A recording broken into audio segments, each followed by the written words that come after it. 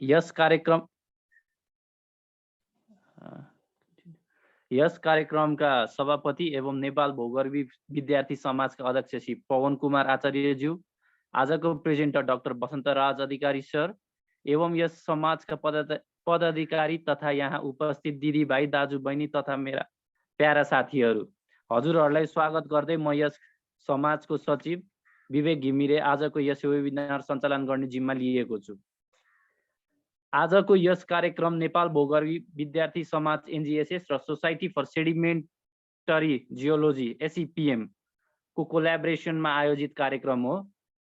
यस कार्यक्रमको टेक्निकल सपोर्टको लागि Nepal research and education network NREN लाई धन्यवाद दिन चाहन्छु।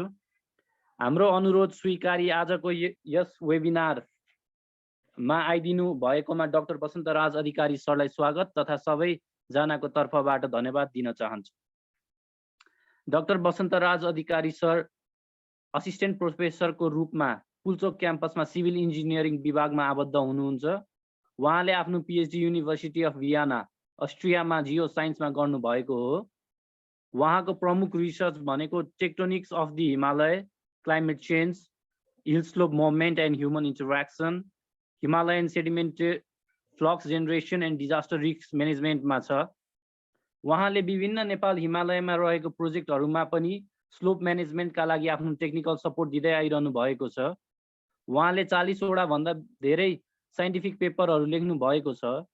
उहाँको कामलाई सम्मान दिँदै उहाँलाई यङ साइन्टिस्ट र यङ एफिलिएट्सको नामले सम्मान गरिएको छ। अब म डाक्टर बसन्तराज अधिकारी सरलाई आफ्नो प्रेजेन्टेसन सुरु गरिदिनु हुन हार्दिक अनुरोध गर्दछु।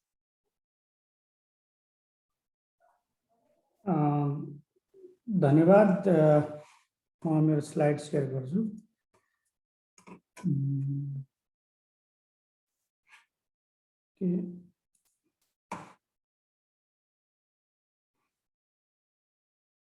मेरो स्लाइड देखिएको छ अहिले? देखिरहेको छ सर।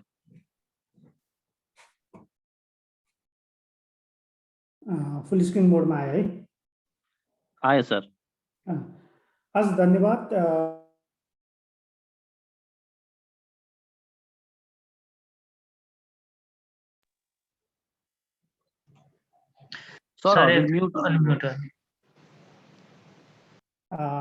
त्यहाँ होस्टले सबैलाई डिसेबल गर्नुभएको हुनाले ठिकै छ।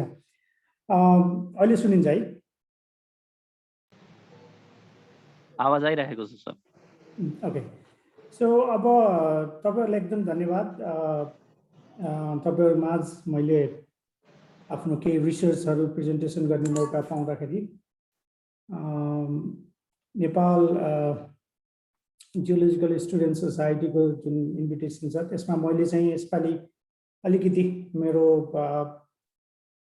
रिसर्चका केही अंशहरु तपाईहरु मार्फत तपाईहरुलाई म प्रस्तुत गर्छु। So mostly I'll talk on this sedimentary environment and sedimentary signatures in the Nepal Himalaya. So म अघि नै भनिहाले, म institute of engineering department of civil engineering Pulchowk क्याम्पसमा इन्जिनियरिङ जियोलोजी को उपप्राध्यापकको रूपमा कार्यरत छु। सबभन्दा पहिला चाहिँ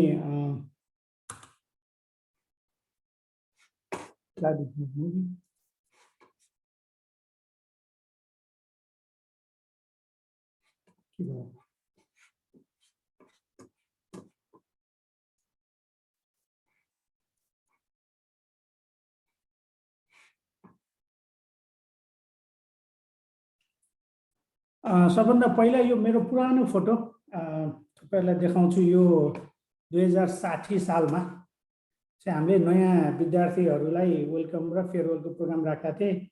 अनि नेपाल जियोलोजिकल स्टुडेन्ट सोसाइटीको मेम्बरको रूपमा पनि मैले काम गरेँ। तपाईहरुले आज बोलाउँदा मलाई त्यो पनि सम्झना छ। यहाँ मेरो केही साथीहरू अमेरिकामा हुनुहुन्छ, केही साथीहरू नेपालमा हुनुहुन्छ। हाम्रो त्यति बेलामा त्यहाँ कार्यसमितिमा काम गर्ने साथीहरू नेपालको हाइड्रो पावर सेक्टरमा अथवा अरू सेक्टरमा ग्राउन्ड वाटरमा काम गर्नु भएको छ। फार लेफ्टमा चाहिँ नै तपाईले मलाई देख्नुहुन्छ, तर त्यति क्लियर त छैन। तै पनि एउटा सम्झनाको लागि. So those were golden days during our master study in geology. So still it reminds me all our sweet journey over there. So त्यसकारण चाहिँ अब जुन सेडिमेन्ट्री सिग्नेचरको मैले जुन कुरा गरेँ, it's covered the whole spectrum of our analysis. यो फिगरलाई मैले त धेरै तपाईहरुमा प्रस्तुत गर्दिन. I will not go in detail, but यो स्टेज सेट गर्नको लागि यसले के देखाउँछ त भन्दाखेरि जुन टेक्टोनिक एक्टिभिटिजहरु हिमालयमा भइरहेको छ त्यो सँगसँगै त्यसले क्रिएट गरेका सेडिमेन्ट्री बेसिनहरु र त्यसमा डिपोजिट भएका सेडिमेन्ट्सहरु जुन हिमालय फर्मेसन भइसकेपछि अथवा अगाडि जुन सेडिमेन्ट्री बेसिनमा डिपोजिसन हुँदाखेरि त्यसको विभिन्न स्टेजमा चाहिँ नै सेडिमेन्ट्री लेयर्सहरु र त्यसका विभिन्न इलिमेन्टहरुले वास्तवमा त्यो सेडिमेन्ट त्यसपछि रक फर्मेसनको चाहिँ स्टेजहरुलाई चाहिँ डिफाइन गर्छ जुन तपाईहरुलाई थाहा पनि छ.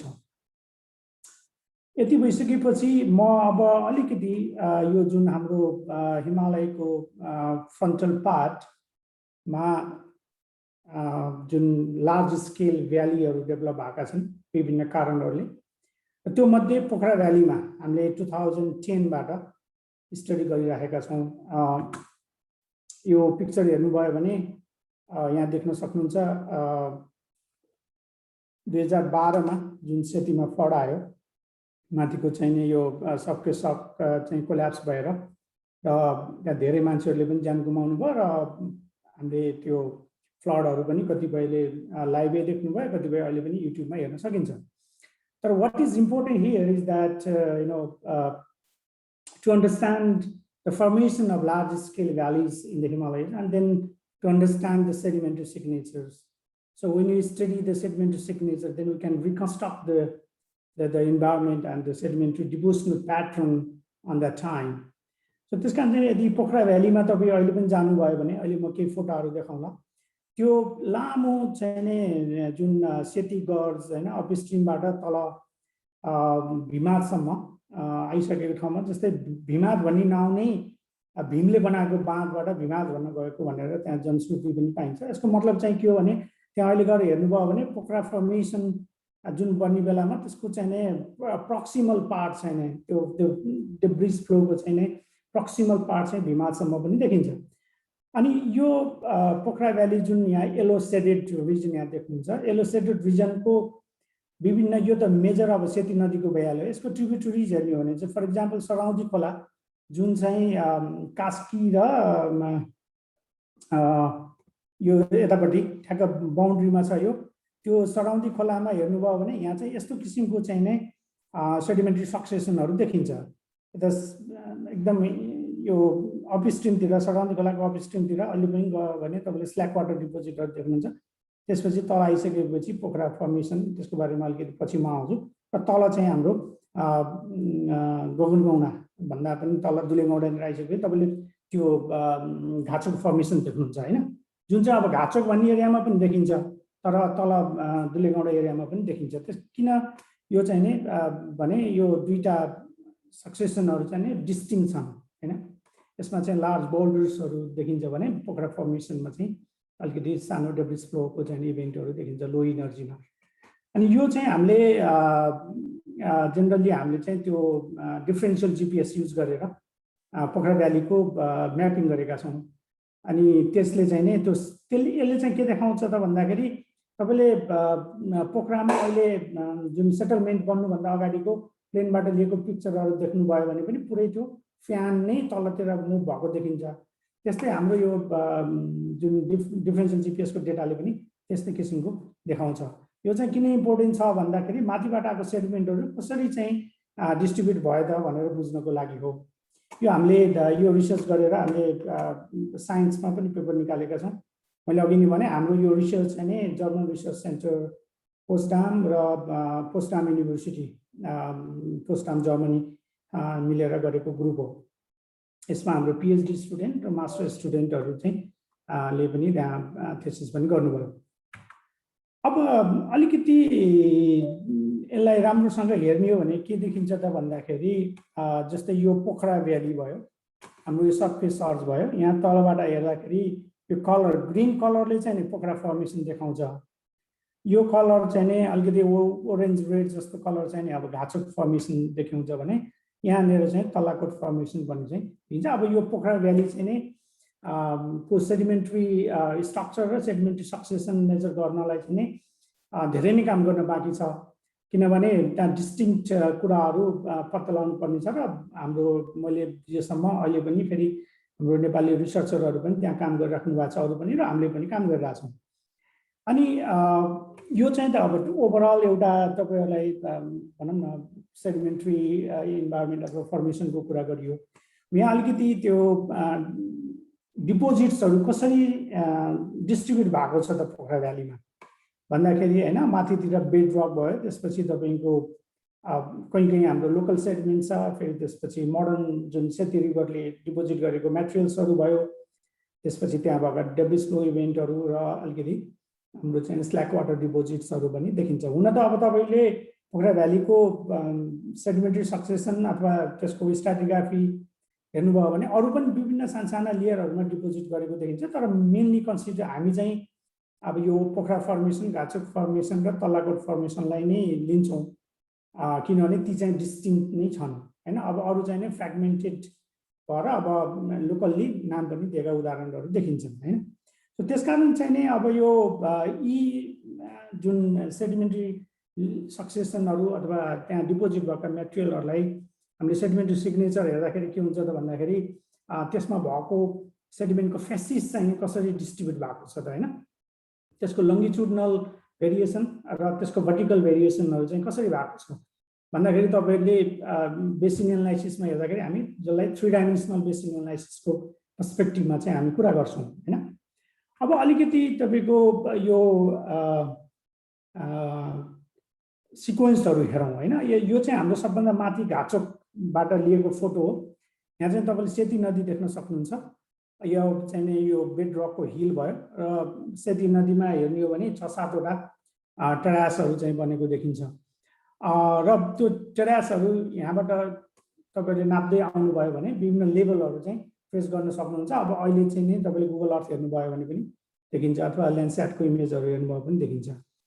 यहाँ विभिन्न प्रकारका फेसेसहरू पाइन्छ। अहिले म चाहिँ नि त्यसको अलिकति डिस्क्राइब गरौँला। तर अब मेनली हेर्दाखेरि कस्तो देखिन्छ त भन्दाखेरि अब यो पोरली सर्टेड मेटेरियल्सहरू अथवा डेब्रिस फ्लोहरू, मड म्याट्रिक्स सपोर्टेड भएको अथवा चाहिँ नि डेब्रिस फ्लो युनिट तल भएको होइन, अथवा चाहिँ नि केही सिक्वेन्सहरू पनि देखिन्छन्।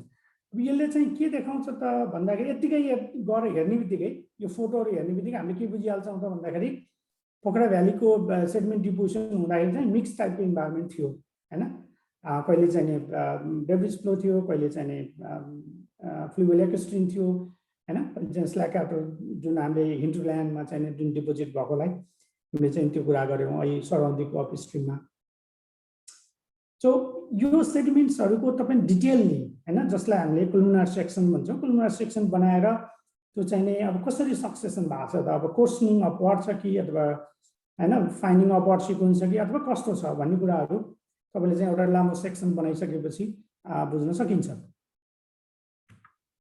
अब यो अब अलिकति हामीले यो पोखरा भ्यालीको हेर्दाखेरि चाहिँ हामीले मैले अघि नै भनिहालेँ, हामीले विभिन्न एस्पेक्टहरूमा कुरा गऱ्यौँ होइन। अब यो पोखरा भ्याली सेडिमेन्टको चाहिँ नै भन्दाखेरि जियोमर्फिक त्यो सेडिमेन्ट्री डिपोजिसन हुँदाखेरि जियोमर्फिक फिचरहरू पनि बनेका छन् होइन। कहीँ चाहिँ नै त्यो गर्जहरू बनेका छन् होइन। अब कहीँ चाहिँ नै तपाईँको चाहिँ नै त्यो भनौँ न त्यसको लेयरहरूमा त्यसको चाहिँ नि जुन पेलियो करेन्ट एनालाइसिस गर्दाखेरि चाहिँ नि पेबल इन्टिग्रेसनको कुराहरू होइन, त्यो कुराहरू चाहिँ सबै ठाउँमा देख्न सकिन्छ होइन, हाम्रो from upstream to downstream एरियामा। सो हामीले विभिन्न सेक्सनहरूमा विभिन्न एस्पेक्टबाट पोखरा भ्यालीलाई चाहिँ हामीले स्टडी गरेका छौँ। अब यो अर्को एउटा इन्ट्रेस्टिङ तपाईँलाई देखाउँ, यहाँ चाहिँ नि जुन लोवर टेरास अप्पर टेरासको जुन मैले अहिले कुरा गरेँ त्यो चाहिँ हामीले मेजर गरेको होइन, कसरी चेन्ज भएको छ भनेर। अब यहाँ चाहिँ नि कतिपय अवस्थामा तपाईँको सेडिमेन्ट्रीमा चाहिँ ट्री ट्रङ्कहरू पनि भएको देखिन्छ र यो चाहिँ मैले अघि भनेको चाहिँ नि घाँचुक फर्मेसनको कुरा हो। तर इम्पोर्टेन्टली चाहिँ नि सेडिमेन्ट्री जुन डिपोजिसनल इन्भाइरोमेन्ट छ, अहिलेको नयाँ टेक्टोनिक एक्टिभिटिजले चाहिँ नि जुन टेक्टोनिक एडजस्टमेन्ट भन्छौँ हामी चाहिँ नि, जुन डेनिडेसन हैन भर्सेस अपलिफ्टमेन्टको कुराहरू गर्दाखेरि चाहिँ नि अब यो जुन ब्रिज देख्नुहुन्छ यसमा चाहिँ नि बनाएको 5-7 वर्षमा नै एकदमै धेरै इरोजन भएको देखिन्छ। त्यसले गर्दा चाहिँ नि यसले एउटा के इन्डिकेट गर्छ त भन्दाखेरि this region is very tectonically active हैन, र टेक्टोनिक एडजस्टमेन्ट भनेर जुन हामी जियोलोजीमा हामी कुरा गर्छौँ, त्यो टेक्टोनिक एक्टिभिटिज अथवा tectonic adjustment process is going on हैन। त्यो चाहिँ नि तपाईहरुले जियोमर्फोलोजीमा पनि पढ्नुभयो होला। सो त्यसकारण चाहिँ यी सम्पूर्ण कुराहरूको एज अ होल पोखरा भ्यालीलाई हामीले टपबाट बटमसम्म, इस्टबाट वेस्टसम्म त्यसको एनालाइसिस गर्दाखेरि चाहिँ हामीले मेनली 4वटा फेसिसमा चाहिँ हामीले डिभाइड गरेका छौँ। जस्तै अब यो पिक्चरमा तपाईँले हेर्नुभयो भने यो चाहिँ त अब हाम्रो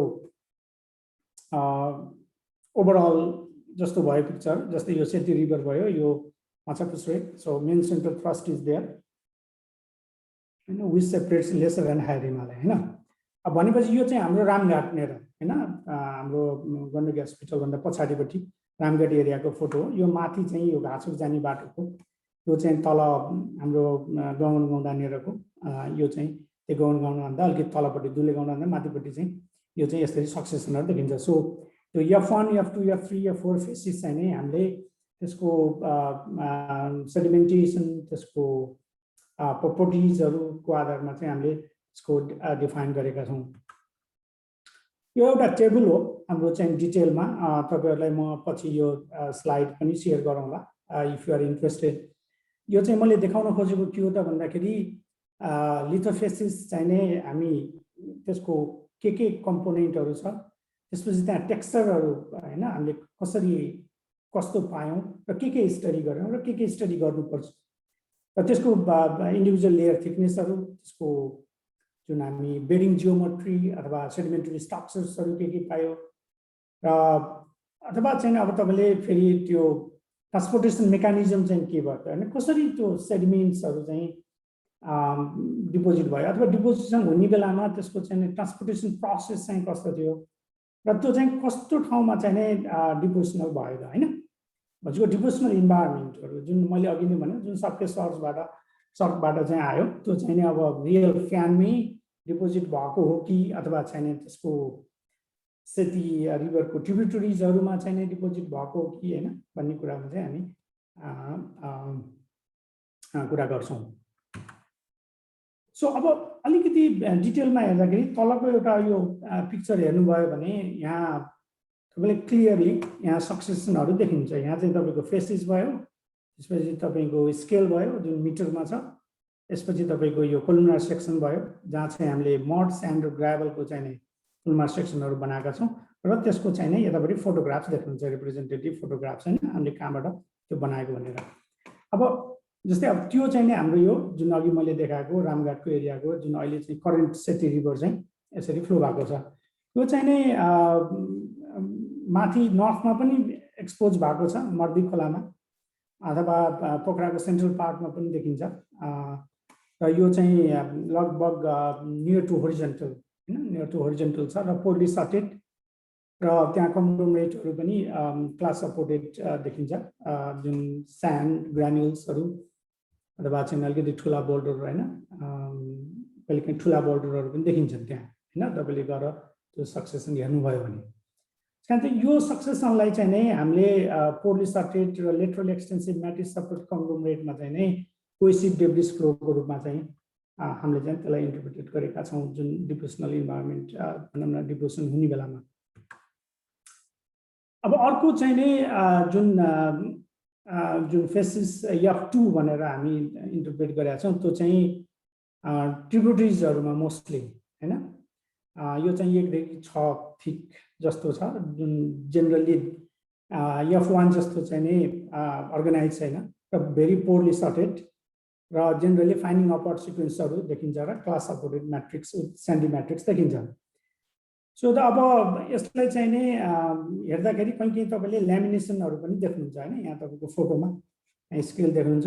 सो आइएम स्ट्यान्डिङ देयर होइन, मेरो कलिग प्रोफेसर फुलगाङ स्वागत र यो हाम्रो PhD स्टुडेन्ट अहिले PhD गरिसक्यो ऊ चाहिँ एमिली स्टोल्स हैन उसैको PhD को पेपरबाट मैले लिएको यो हैन सो त्यसकारण चाहिँ नि स्केलको लागि मात्रै अनि यो तपाईले कत्रो छ भन्ने कुरा अलिकति विचार गर्न सक्नुहुन्छ सो you have to फेसिसले चाहिँ नै contains interpreted layers of mud matrix supported conglomerate हैन कहिलेकाहीँ त्यो कोबल ग्रानुल साइजको लाइमस्टोन क्लास्टहरू हैन त्यसपछि अन्डुलेटिङ बेसल कन्ट्र्याक्ट हैन तपाईले सेडिमेन्टरी सक्सेसनमा हेर्दाखेरि प्लानर छ कि अन्डुलेटिङ छ कि कस्तो छ त हैन त्यो हेर्दाखेरि त्यहाँ चाहिँ अन्डुलेटिङ देखिन्छ अर्को चाहिँ नै the sub sediment deformation structure हैन तपाईले डिफर्मेसन स्ट्रक्चरहरुको जुन मड बेडमा अथवा चाहिँ त्यो देख्नु हेर्नुभयो भने त्यो चाहिँ नि त्यसले के सजेस्ट गर्छ त भन्दाखेरि र्यापिड सेडिमेन्टेसन चाहिँ नै माथि चाहिँ नै डिवाटरिङ नभइकिन भएको हुनाले तल चाहिँ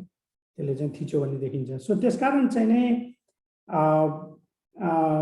यसको इन्टरप्रिटेसन चाहिँ हामीले कसरी गर्यौं त भन्दाखेरि वाटर स्याचुरेटेड युनिटमा त्यसको बेसल लेयरमा चाहिँ भन्दा एकदम छिटो डिफ्युजन हुँदाखेरि चाहिँ यस्तो किसिमको स्ट्रक्चरहरू बनेको भनेर हामीले इन्टरप्रिटेसन गरेका छौँ अब यो कसरी इन्टरप्रेट गरेको त भन्दाखेरि यस्तै किसिमका सेडिमेन्ट्री लेयरहरू अथवा सेडिमेन्ट्री डिपोजिसनल इन्भाइरोमेन्टमा डिपोजिट भएका लेयरहरू संसारको अरू ठाउँमा पनि छन् हैन उहाँहरूले पनि रिसर्च गरेर त्यसको 3 डाइमेन्सनल मोडल गरेर यसको चाहिँ अहिले त अब सबैले म्याथमेटिकल मोडलिङ फिजिकल मोडलिङ नै गर्नुहुन्छ त्यसरी चाहिँ अन्तबाट चाहिँ हामीले रेफरेन्स लिएर चाहिँ पोखरा भ्यालीमा चाहिँ यसरी डिपोजिट भएको होला भनेर चाहिँ हामीले त्यसलाई इन्टरप्रिटेसन गरेका छौँ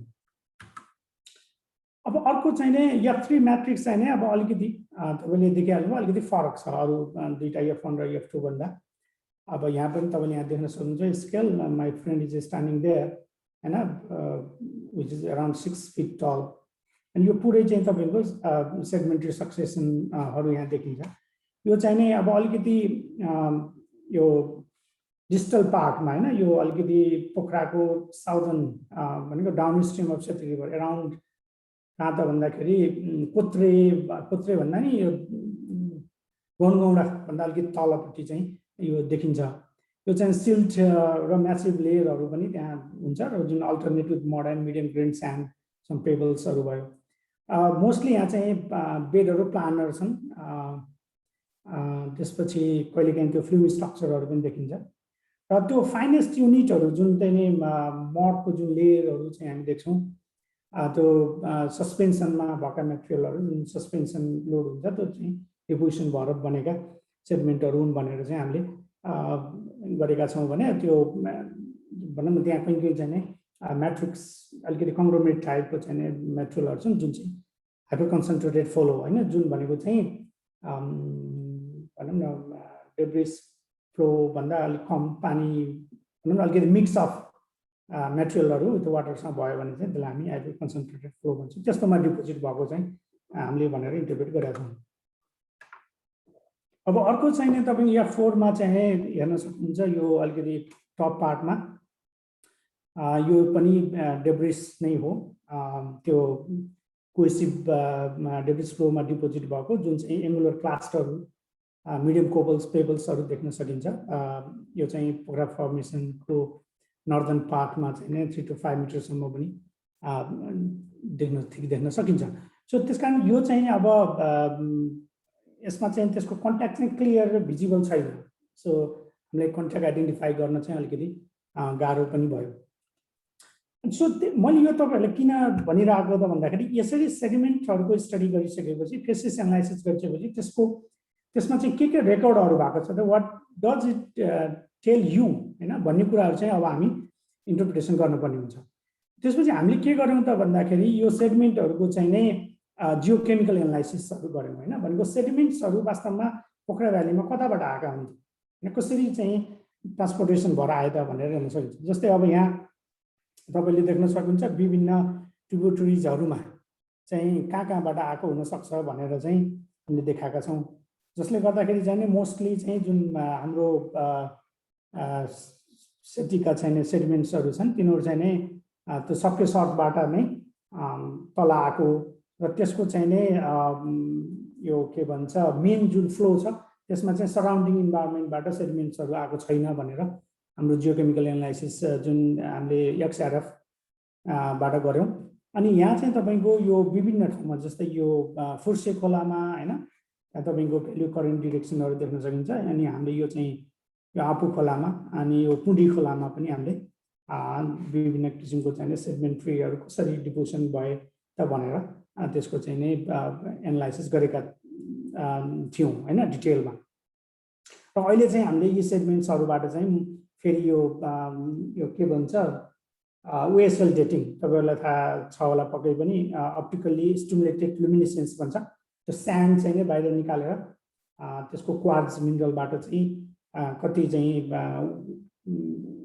सन एक्सपोज डिपोजिसन भइसक्यो कतिमा एक्सपोज भएको छैन भनेर हामीले चाहिँ निकाल्छौँ। यो चाहिँ राति स्याम्पलिङ गर्नुपर्ने हुन्छ र डार्क रुममै त्यसको प्रोसेस गरिन्छ। र यो चाहिँ अब हाम्रो प्रोसेस सकिसकेको छ। We are writing a paper. Hopefully, at the end of this year or next year, we'll have another paper from Pokhara Valley. अनि अब अर्को चाहिँ इम्पोर्टेन्ट कुरा चाहिँ नि अघि नै मैले भने जब त्यो ल्याक्रोस्ट्रिन डिपोजिट्सहरु चाहिँ हामीले पोखरा भ्यालीमा देख्यौं देन यु नो हामीले चाहिँ त्यहाँ कार्बन मेटेरियल्सहरु चाहिँ नि पायौं हैन। किनभने पहिला मोनिक फटहरुले चाहिँ नै पहिला काम गर्दाखेरि र अरूहरुले पनि त्यहाँ त्यो कार्बन मेटेरियल जुन सेडिमेन्टमा बसेको हुन्छ त्योबाट चाहिँ नै 14 कार्बन आइसोटोपबाट चाहिँ नै रेडियोकार्बन डेटिङबाट चाहिँ त्यसको एजहरु पत्ता लागेको थियो। त्यसकारण हामीले पनि एक्सटेन्सिभली हामीले चाहिँ खोज्दाखेरि चाहिँ त्यो त्यसको जस्तै अब इन्ट्याक्ट लिप्सहरु पार्ट इन्ट्याक्ट लक्सहरु हैन अर्गानिक लेयरहरु अर्को चाहिँ पोखराको जुन पिएन क्याम्पस भित्र भीमकाली बोल्डर भनेर चाहिँ त्यहाँ भन्छ हैन। अब अहिले त सबै मन्दिरहरु बनाइसकेको छ तर पहिला म आइएससी पढ्ने बेलामा म आइएससी पोखराबाटै गरेको त्यो बेलामा चाहिँ हामी टपमा चढ्थ्यौं हैन। अनि त्यसको टपबाट चाहिँ हामीले स्याम्पलिङ गर्यौं। त्यो स्याम्पलिङले चाहिँ नै बेरिलियम 10 बाट चाहिँ त्यसको एक्सपोजर डेट दिन्छ। त्यो भन्नुको मतलब चाहिँ के भने त्यो बेरिलियम 10 को एक्सपोजर डेटले चाहिँ त्यो मिनिमम एज बाट चाहिँ त्यो बोल्डर चाहिँ नि त्यहाँबाट मुभ भएको छैन भनेर भन्न सकिन्छ। अथवा अर्को वर्डमा चाहिँ नै त्यो सेडिमेन्टको चाहिँ अथवा त्यो लेयरको चाहिँ मिनिमम एज हो भन्ने चाहिँ हामीले एनालाइसिस गर्न इन्टरप्रिटेसन गर्न सक्छौं।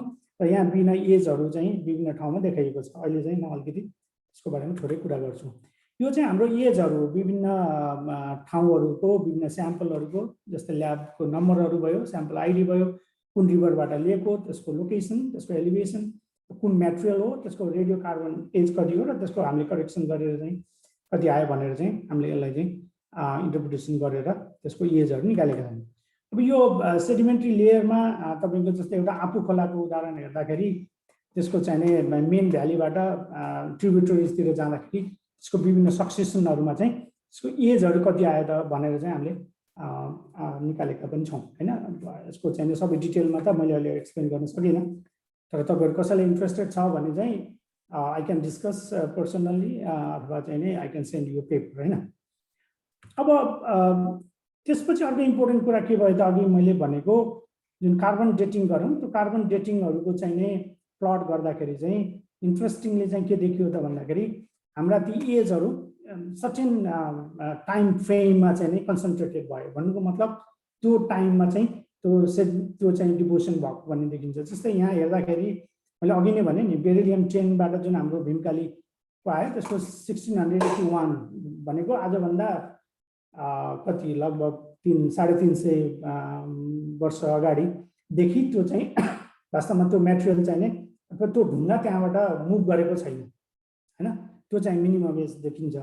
र यसले चाहिँ के देखाउँछ त भन्दाखेरि यो तीनटा एजहरु जुन कन्साइड भएको छ त्यसले चाहिँ नि पोखरा भ्याली चाहिँ बन्ने क्रममा डिपोजिसन भएका मेटेरियल्सहरु र कार्बनको डेटले चाहिँ के गर्यो त भन्दाखेरि यो मुनियर 2013 बोलिन्जर 2014 र लाभे एटल चाहिँ नि 2005 को चाहिँ नि जुनले जुन लार्ज स्केल जुन प्यालियो अर्थक्वेकहरुको चाहिँ नि अन्त इन्टरप्रिटेसन गरेका छन् त्यो एसँग चाहिँ हाम्रो ठ्याक्कै मिल्न गयो।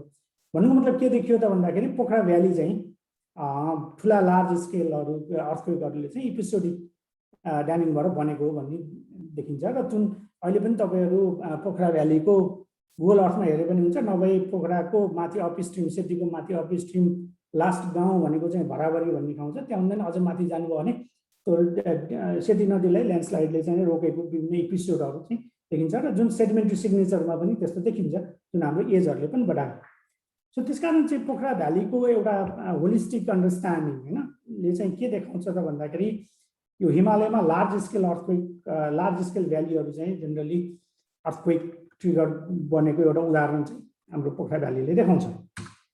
अब अलिकति यो पोखरा भ्यालीको चाहिँ पछि म तपाईहरुलाई चाहिँ थाकखोलामा लिएर जान्छु, which is also very interesting site हैन। थाकखोला ग्राभेन जुन कालीगण्डकीमा छ, यो मैले मेरो पिएचडी गर्दाखेरि बनाएको म्याप हो, जुन मोनिक फर्ट र चाहिँ अरूहरूले विभिन्न 1960s बाट त्यहाँ स्टडी भएको छ। ह्यागेनहरूदेखि लिएर बोर्डरेटहरू उहाँले चाहिँ नै काम गर्नुभएको छ। सो यसमा चाहिँ जेनरली अब विभिन्न पर्मिसनहरूमा डिभोसन डिफ्रेन्सिएट गरेको छ। तर अब इम्पोर्टेन्ट कुरा चाहिँ के हो त भन्दाखेरि तपाईँका यी ठाउँहरूमा चाहिँ जुन स्टारहरू देख्नुहुन्छ त्यहाँ चाहिँ मैले चाहिँ कोलुमिनार सेक्सनहरू बनाएँ, जुन सेडिमेन्ट्री इन्भाइरोमेन्ट स्टडी गर्नलाई सेडिमेन्ट्री सिग्नेचर जुन हामी कुरा गर्छौँ। ल अब अलिकति हेर्दाखेरि जुन थाकखोलाको बटममा हैन, यो चाहिँ हाम्रो चुक फर्मेसन भयो जुन क्रिटासियस एजको, त्यसपछि बेसल चाहिँ टेटाङ फर्मेसन छ, माथि चाहिँ थाकखोला फर्मेसन छ, जुन चाहिँ नै अब यो अनकन्फर्मिटी हो। यहाँ चाहिँ नै अलिकति इन्क्लाइन्ड अनकन्फर्मिटी छ। यहाँ तपाईँले यो ओहरू पनि देख्न सक्नुहुन्छ, त्यसको एटिट्युडहरू पनि देख्न सक्नुहुन्छ हैन। यो चाहिँ ठ्याक्क हाम्रो चाहिँ यो टेटाङ खोलामा चाहिँ तपाईँले देख्नुहुन्छ भने अब यता अलिकति अर्को त्यसको अलिकति थोरै उकालो उक्लेर गइसकेपछि चाहिँ तल चाहिँ नि यहाँ तपाईँको लाइमस्टोन देख्नुहुन्छ र माथि चाहिँ थाकखोला फर्मेसनको चाहिँ जुन बेसल कङ्ग्लोमरेट भन्छौँ हामी, त्यो बेसल कङ्ग्लोमरेट चाहिँ एक्सपोज भएको छ। यो चाहिँ त अब हामीले बाहिरबाट हेर्दाखेरि देखियो हैन। अब यहाँ तपाईँले लेयरहरू पनि देख्नुहुन्छ हैन, र अनि यहाँ फेरि थाकखोला फर्मेसनको जुन एङ्गुलर अनकन्फर्मिटी भयो। अब यो यसको डिटेलमा हैन, अब यो प्रत्येक सेन्टिमिटर चाहिँ I measured back in 2007 and 2008 मा यसको चाहिँ प्रत्येक सेन्टिमिटर वाइज नै मैले कोलुमिनार सेक्सन बनाएको छु। त्यसलाई चाहिँ अलिकति हेरौँ यहाँ हेर्दा। अब यहाँ यो तपाईँको डिटेल कोलुमिनार सेक्सन हामीले बनायौँ।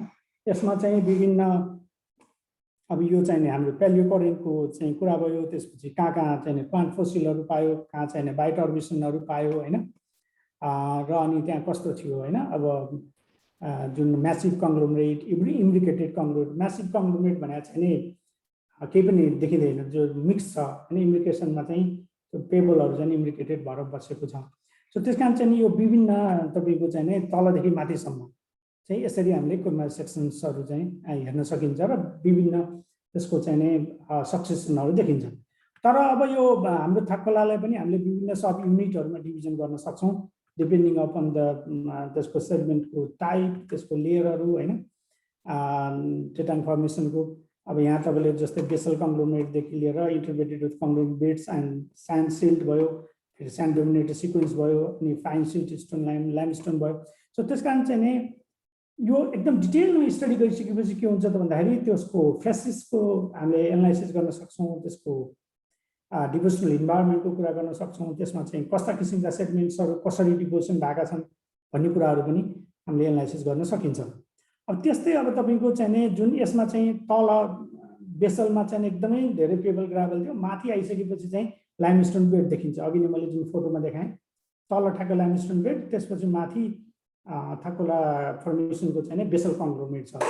अब त्यसमा चाहिँ अब यो थाकखोला ग्राभेनको हेर्ने हो भने तपाईँ जुन मैले बेसल कङ्ग्लोमरेट भनेर ल्याएको छु, पुरै चाहिँ तपाईँको चाहिँ कङ्ग्लोमरेटहरू छ, जुन कहीँ चाहिँ म्यासिभ छ, कहीँ चाहिँ इम्ब्रिकेटेड छ हैन। अब यसलाई पनि हामीले विभिन्न लेयरमा डिभिजन गर्न सक्छौँ।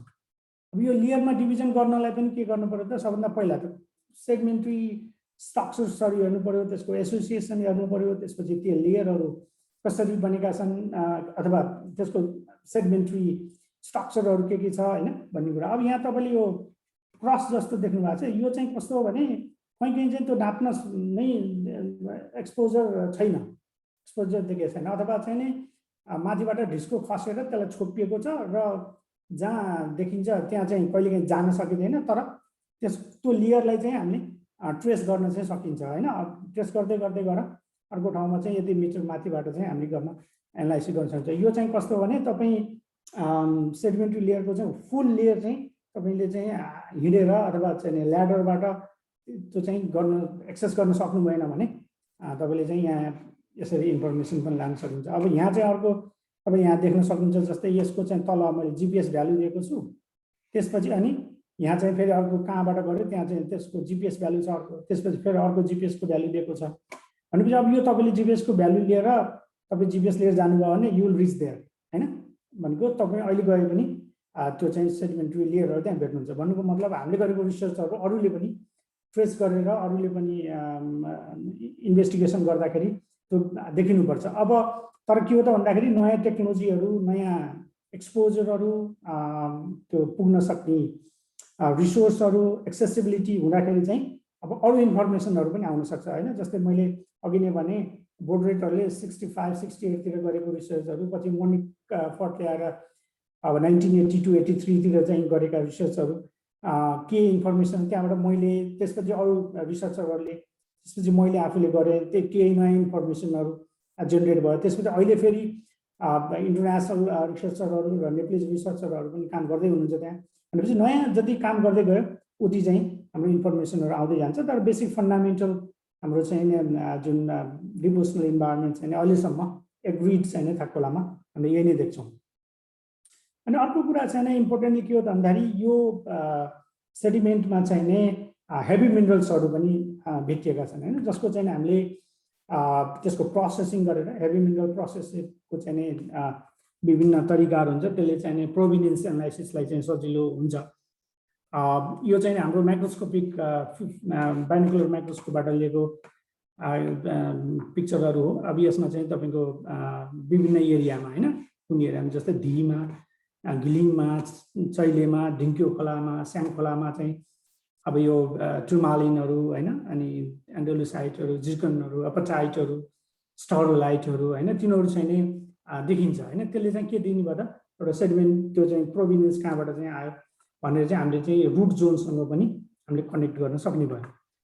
त्यसले चाहिँ अब हामी अलिकति विभिन्न त्यसका इन्डिकेटर्सहरूलाई राखेर हैन कुन कुन एसोसिएसनहरू देखिन्छ त हैन।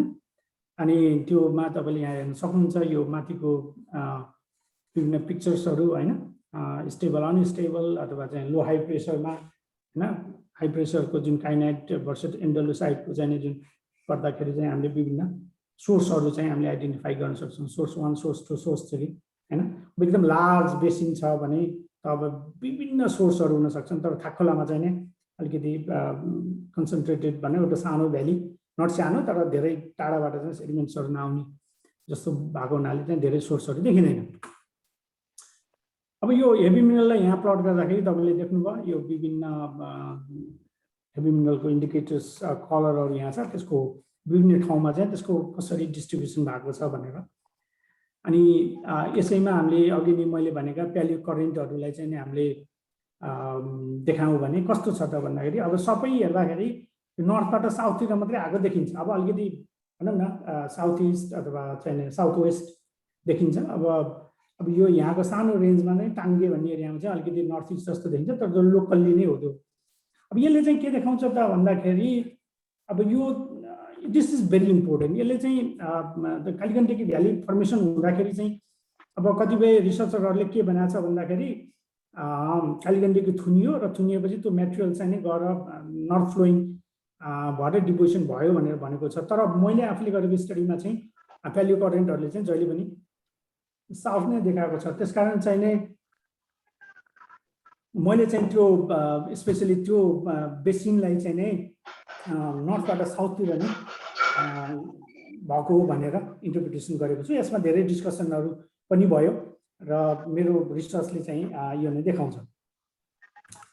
अनि अब यो चाहिँ नै तपाईँको भनौँ न हाम्रो के भन्छ क्लास कम्पोजिसनहरू हैन, यो टर्सरी, प्यालोजोइक र मेसोजोइक चाहिँ रकको जुन क्लस्टरहरू चाहिँ कसरी कहाँ डिस्ट्रिब्युसन भएको छ भनेर पनि देख्न सकिन्छ। यो सँगसँगै त्यो थाकखोलामा चाहिँ के छ त भन्दाखेरि टेरेस्ट्रियल सिस्टममा बनेको चाहिँ लाइमस्टोनहरू पाइन्छ, जसलाई हामीले प्यालिस्ट्रिन लाइमस्टोन भन्छौँ होइन।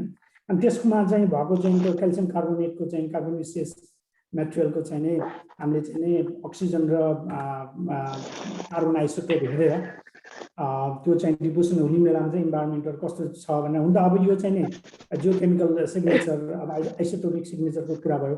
तर अब यो यसले चाहिँ के देखाउँछ त भन्दाखेरि त्यो डिपोजिसन हुने बेलामा चाहिँ कस्तो थियो त इन्भाइरोमेन्ट हैन, जुन जस्तै थाकोलाको एज भनेको चाहिँ 10.6 मिलियन इयर्सतिर छ भने के टेटाङको थाकोलाको चाहिँ पछि लेट 2 मिलियन इयर्सको ग्यापमा चाहिँ त्यो अनकन्फर्मिटी पछि चाहिँ देखिन्छ।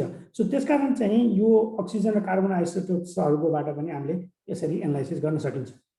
अब त्यसपछि हामीले यो थाकोलामा हामीले यो पछिल्लो चरणमा चाहिँ यो प्यालियोसोलहरू, त्यसपछि त्यसको सोइलहरूमा, त्यसको आर्कियोलोजिकल साइट्सहरूमा चाहिँ हेर्दाखेरि कस्तो छ त त्यहाँको इन्भाइरोमेन्ट चाहिँ। अब रिसेन्ट मोडर्न हिस्ट्री चाहिँ नि कस्तो देखिन्छ, 200-300 इयर्सको चाहिँ 400 इयर्सको त्यो हेर्दाखेरि चाहिँ कस्तो प्याटर्न देखिन्छ भने यसमा हामीले डेन्ड्रोक्रोनोलोजी पनि युज गरेका छौँ ट्रीको रिङ लिएर, तर त्यो चाहिँ म यहाँ कुरा गर्दिनँ अहिले।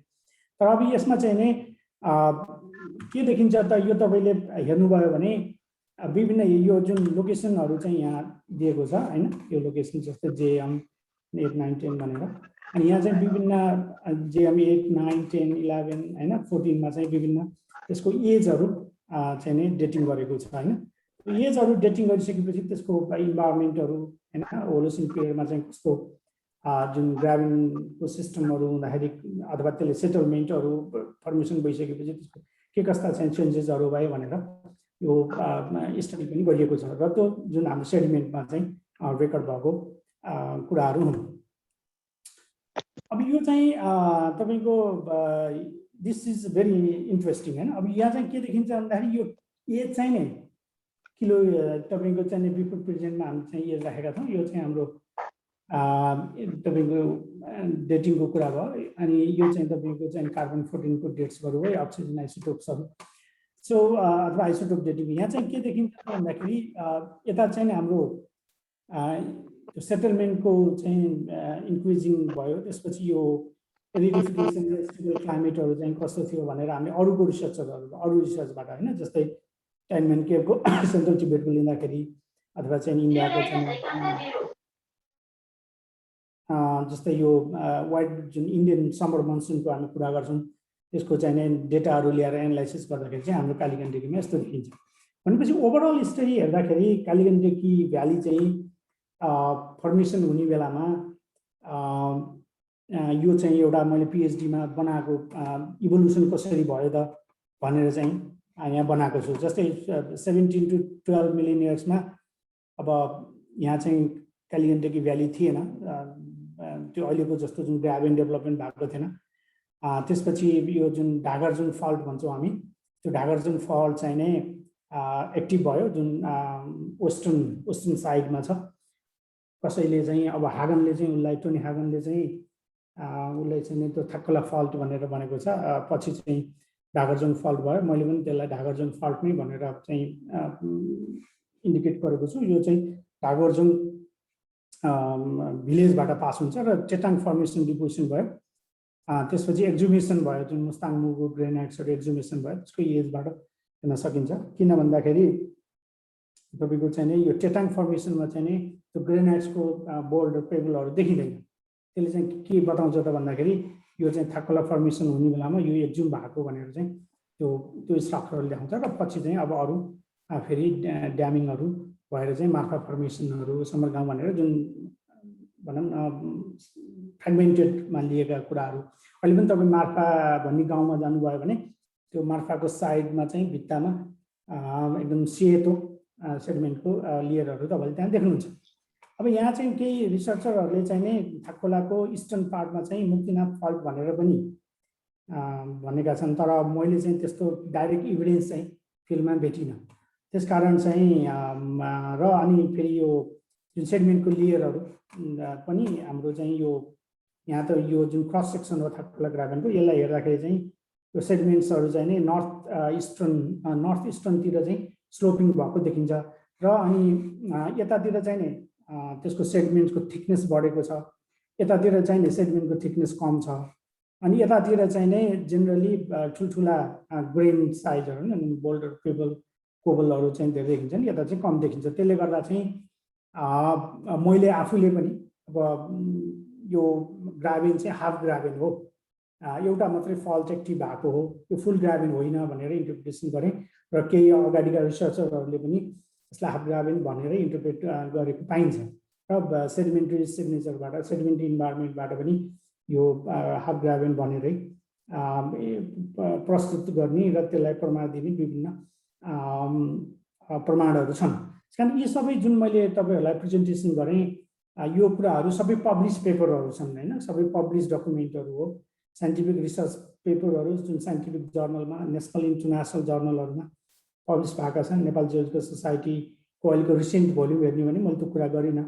हामीले चाहिँ नि त्यहाँ मैले र हाम्रो नारायण सर मिलेर एउटा यो पोलेनको हैन पोलेनको चाहिँ स्क्यानिङ इलेक्ट्रोन माइक्रोस्कोपबाट फोटोहरू लिएर त्यसको चाहिँ नि त्यसको प्यालियो इन्भाइरोमेन्टहरूको चाहिँ कस्तो थियो भनेर इन्टरप्रिटेसन गरेको पेपर पब्लिस भएको छ। तपाईहरुको फ्रीली एक्सेस छ, तपाईहरुले पढ्नुभयो होला। त्यस जुन कुरा मैले आज त्यो एस्पेक्ट नभए हुनाले गरिनँ। भन्न खोजेको चाहिँ सम्पूर्ण साइन्टिफिक रिसर्चहरू चाहिँ पब्लिस पेपरहरू हुन्। तपाईहरु कसैलाई त्यस सम्बन्धी अरू जानकारी अथवा पेपरहरू चाहिएको छ भने चाहिँ तपाईहरुले चाहिँ मलाई इमेल लेख्न सक्नुहुन्छ र यो मेरो इमेल हो bradhikari@iue.edu.np र मेरो वेब पेज पनि छ bradhikari.com.np। त्यसमा तपाईले हेर्नुभयो भने पब्लिस भएका पेपरहरू र त्यहाँ स्टुडेन्टको लागि रिसर्च मेटेरियल्सहरू, त्यसपछि के प्रोजेक्टहरू मैले गरिरहेको छु रिसर्च प्रोजेक्टहरू।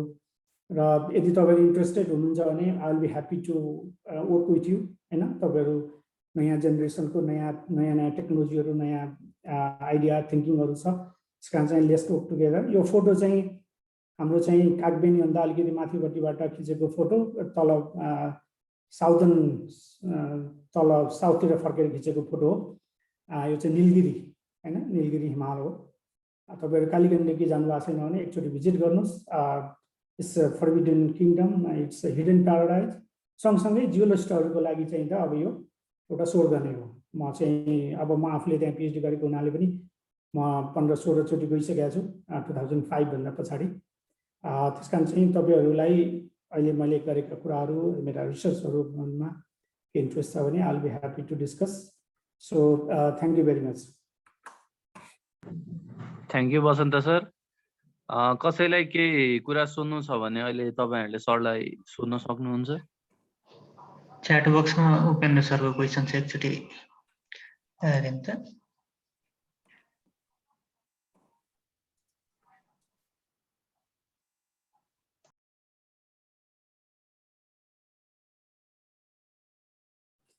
कालीगण्डकी उपेन्द्रजी थ्याङ्क यू भेरी मच है। त्यो कालीगण्डकी फर्मेसन चाहिँ नै यो स्याङ खोलामा मात्रै पाइन्छ। यो चाहिँ जुन मेजर थाकखोला जुन भन्दाखेरि टेटाङ र हाम्रो चाहिँ थाकखोला फर्मेसन डिपोजिसन हुने बेलामा चाहिँ नि डिपोजिसन भएको सेडिमेन्ट चाहिँ होइन।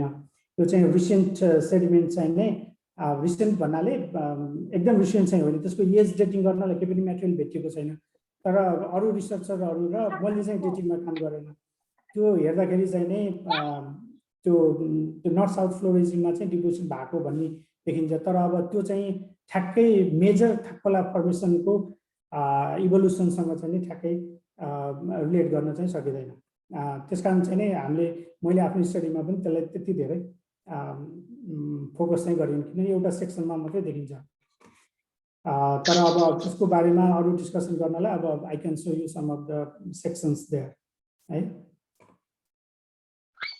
भनेपछि नमस्ते Basanta sir, it's a very nice presentation. अनि भनेपछि हजुरको हिसाबमा चाहिँ त्यो चाहिँ हाम्रो थाकखोला सेक्सन जुन अब डिपोजिट भयो त्योभन्दा पछिको टेक्टोनिक एक्टिभिटिजले गर्दाखेरि डिपोजिट भएको भन्ने जस्तो हो त सर? त्यो एक्ज्याक्टली किनभने मेजर थाकखोला ग्राभेनको चाहिँ सिक्वेन्स भने चाहिँ नि टेटाङ र थाकखोला नै हो। जस्तै अरू चाहिँ जुन समरगाउँ फर्मेसन पनि कालीगण्डकी फर्मेसन र मार्फा चाहिँ मार्फाको त डेटिङै भएको छ हैन। तिनीहरू चाहिँ नि अब अलिकति फ्रेगमेन्टेड अलिकति छुट्टै त्यो जुन किनभने यो टेटाङ भन्ने गाउँसम्म भन्दा अलिकति तलसम्म चाहिँ नि थाकखोला फर्मेसनको चाहिँ एक्सटेन्ट छ। त्योभन्दा तल आइसकेपछि चाहिँ यो फर्मेसनहरू देखिन्छ। त्यसकारण चाहिँ ती चाहिँ अलिक पछि बनेका फर्मेसनहरू अथवा सेडिमेन्ट्सहरू हुन्। भनेपछि पोस्ट ग्राभेन जस्ता भयो नि त सर त्यसमा। हजुर हजुर हजुर। त्यसको अब स्याम्पल हुँदा त हामीले अब जोइन्टली रिसर्च गर्न नि सकिने रहेछ, त्यहाँको अब डेटिङ गरेर त्यहाँको टेक्टोनिक हिस्ट्री चाहिँ पोस्ट ग्राभेन कस्तो थियो भनेर पनि गर्न सकिने रहेछ नि। स्टिल अपर्च्युनिटी रहेछ त्यहाँ भनौँ न। हो अब यो यस्तो छ, स्याम्पल चाहिँ नि अब अहिले त सजिलै छ कलेक्सन गर्नलाई। मैले ल्याएको स्याम्पलहरू चाहिँ सबै भियनामा छ। त्यो बेलामा सबै मैले 400 किलो जति स्याम्पल सबै भियनामा लिएर गएँ। अब पछि चाहिँ नै अब अहिले त एक्सेसिबल छ। पहिला चाहिँ म अब तपाईँलाई थाहा छँदैछ बेनीबाट 1 हप्ता लाएर माथि पुगेको हिँड्दै। पहिला त गाह्रो थियो नि, अहिले त अब गाडीमै जान्छ, एक्सेसिबल छ हुँदाखेरिमा चाहिँ यस्तो गर्न सकिने भयो। अब हामीले चाहिँ न्यू यङ स्कलरहरू कोही चाहिँ इन्ट्रेस्ट हुँदाखेरिमा त्यो एरियामा why not do some research अथवा मास्टर्स थेसिस नै गराउन पनि सकेर हामीले अब कहीँ आफ्नो इन्टरनेसनल रिलेसनबाट चाहिँ यसो डेटिङ सेटिङ गराउन पाइयो भने बेटर हुने रहेछ नि सर। हो एक्ज्याक्टली। मेन कुरा चाहिँ नि त्यो प्यालियोम्याग चाहिँ नि डेटिङ गरेको छ पहिला, त्यो थाकुला र टेटाङको एउटामा एकचोटिको मात्रै एज छ, हामीसँग त्यसको डिटेल एज चाहिँ छैन होइन। त्यो चाहिँ नि सबभन्दा मेजर इम्पोर्टेन्ट चाहिँ नि यदि थाकुलामा कसैलाई इन्ट्रेस्ट हो भने चाहिँ त्यो एस्पेक्ट चाहिँ नि एकदमै इम्पोर्टेन्ट देखिन्छ। त्यो हुँदाखेरिमा ग्राभेन फर्मेसनको मेकानिजमदेखि लिएर अब प्लेट मुभमेन्टका कुराहरूलाई पनि जोड्न पाइयो नि त हामीले चाहिँ प्लेट मुभमेन्ट कसरी भइरहेछ कस्तो छ भन्ने कुराहरू। अनि अर्को एउटा क्वेसन थियो कि सर मेरो, यो बोल्डर भन्नुभयो नि हजुरले, पिएन क्याम्पसको बोल्डर जुन के डेटिङ भन्नुभयो हजुरले, बेरिलियम डेटिङ भन्नुभयो। बेरिलियम 10 एक्सपोजर बेरिलियम 10 हो। त्यो चाहिँ त्यसले चाहिँ रक एक्सपोज कति भयो भन्ने देखाउँछ कि त्यसले वान ठाउँबाट नेक्स्ट ठाउँमा मुभमेन्ट कति? मेरो हिसाबमा चाहिँ वेदरिङबाट देखाउँछ होला नि सर त्यसले। त्यसको चाहिँ नि त्यो हामीले क्वार्ज मिनरल एक्सट्र्याक्सन गरेर त्यसको चाहिँ नि कति रेडियो न्युक्लियोटाइड्सहरू कति चाहिँ उ गर्यो भनेर त्यसको भनौँ न त्यसको क्यालकुलेसन गरिन्छ। त्यसको अब डिटेल कसरी एनालाइसिस गर्छ ल्याबमा भन्ने चाहिँ मलाई थाहा छैन होइन, किनकि मैले गरेको होइन। तर इम्पोर्टेन्ट कुरा most probably radio active element के जसरी डेटिङ गरेरै गरिन्छ होला सायद, किनभने त्यो अब सरफेसमा एक्सपोज भयो भने कति टाइम एक्सपोज हुन्छ त्यसको डिके चाहिँ कुन प्याटर्नमा हो कस्मोजेनिक न्युक्लियोटाइड्सकोबाट गर्ने हो। तर अब त्यो मेथड चाहिँ नि मैले पनि ल्याबमा गरेको छैन, थाहा छैन। तर त्यसको इन्टरप्रिटेसन चाहिँ नि त्यसले मिनिमम एज चाहिँ त्यो बोर्डरको चाहिँ दिन्छ। ए हजुर हजुर। Okay sir, it's nice presentation, धेरै इन्फर्मेटिभ थियो। Thank you sir for your good presentation. अरू हाम्रो विद्यार्थी भाइ बहिनीहरूलाई अथवा कलिग्सहरूलाई कोही हुनुहुन्छ छलफल तपाईँले सोध्न मन लागेको क्वेसन छ भने लेट्स डिस्कस। तपाईँहरू त्यहाँ पुगेर तपाईँहरूलाई ओहो यो चाहिँ कसरी बन्यो होला, जस्तै मैले अब बेड रकको कुराहरू गरेन होइन, किनभने त्यो सेडिमेन्टको मात्रै कुरा गर्ने भएको हुनाले। अब यस्तो फ्यान्टास्टिक प्लेस, तपाईँहरू एमएससी पढ्ने विद्यार्थीहरूलाई त एमएससीको फिल्ड वर्क नै हुन्छ त्यहाँ होइन। अहिले पनि हाम्रो त्यहाँ फिल्ड वर्क हुन्छ, त्यस कारण चाहिँ अझ बढी इन्ट्रेस्ट आउन पनि सक्छ।